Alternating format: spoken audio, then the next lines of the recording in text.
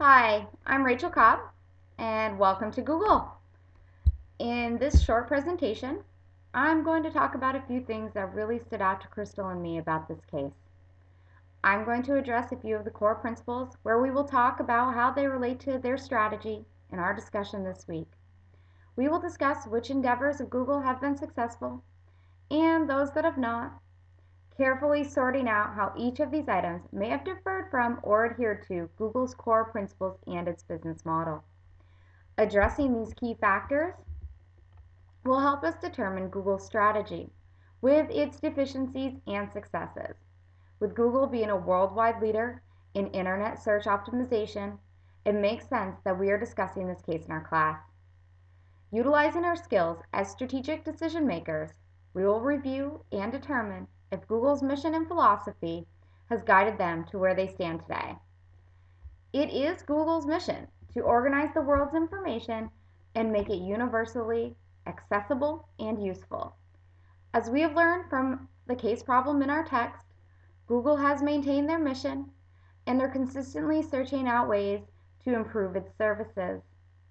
Adhering to their mission and the 10 principles is how Google executes its strategy.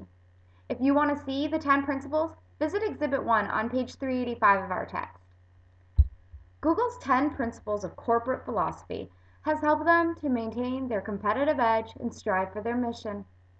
As they indicate on their website, as we keep looking towards the future, these core principles guide our actions.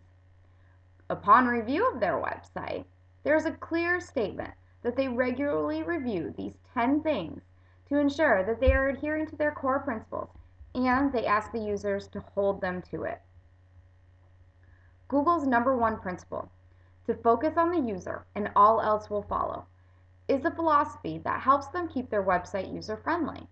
This also sets the guidelines for making strategic decisions around the design, efficiency, ad and search placement for when the search results page loads. By simply following this principle, Google has developed as a global market leader in internet search engines. They have dedicated users who helped Google be a world leader due to this philosophy. Google has developed several search techniques that have helped them stay in the forefront of the internet search engine business. They developed the PageRank algorithm, which spiders in searches, helping to bring their users links that are most relevant to those searches. Google also strives to consistently show the consumers how important their integrity is to them. They indicate that ads are clearly defined as a sponsored link, which I think we've all seen on Google, and that sometimes you will not see an ad because there are not ads that are relevant to your search. What better way to not bombard your users with useless advertising? It is this type of business model that has helped Google achieve 2008 revenues of $21.8 billion and profits of more than $4.2 billion. Google has had several successful acquisitions between 2004 and 2009. Per our text, Gmail, Google Maps, and Weather, to name a few, have been successful drivers to the Google site. When they acquired DoubleClick, this enabled Google to utilize advertising to non-search related web pieces of Google. Users of Gmail were able to see ads that were related to the emails they were receiving. We feel that DoubleClick was a positive endeavor and added to their bottom line.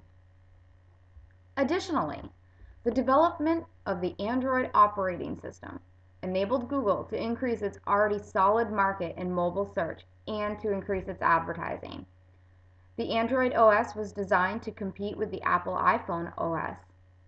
Along with these acquisitions and specialized search and advertising software, Google made an offensive strategic move by starting the cloud and launching the Google Chrome OS and web browser. The cloud is computing software that enables corporate users to access their files and applications in real time anywhere they have access to the internet. This software was a new innovation not yet launched by competitors and set the standard for cloud computing. The launch of the Google Chrome browser was an offensive move because other web browsers had created securities on its sites so search engines could not track what its users were searching. Additionally, Chrome was created to optimize the cloud computing software. These offensive strategic moves enabled Google to utilize its DoubleClick acquisition as well. And now that we've reviewed some of the background information on Google, it's time to get started in the discussion forum. You will find our questions posted there, and if you do not feel you are getting the answers you need to complete your analysis, please ask us questions. We're looking forward to our discussion this week, and good luck.